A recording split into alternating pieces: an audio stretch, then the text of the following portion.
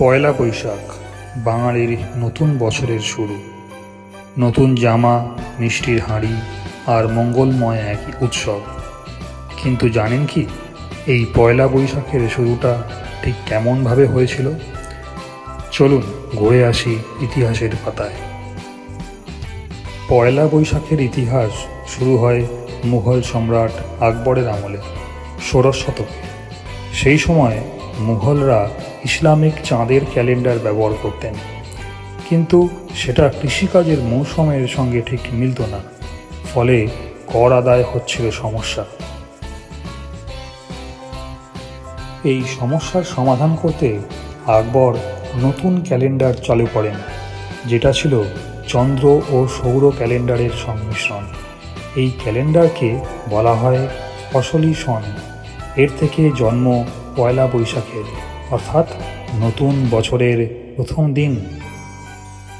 সময়ের সঙ্গে সঙ্গে কর আদায়ের দিন থেকে পয়লা বৈশাখ হয়ে উঠল বাঙালির উৎসব।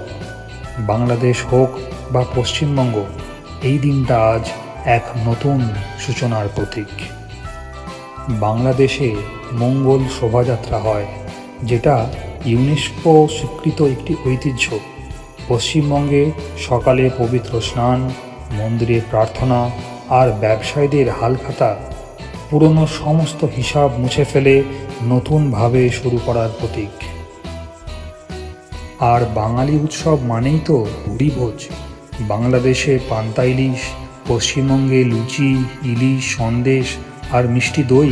পয়লা বৈশাখ যেন এক টুকরো স্বাদের জগৎ।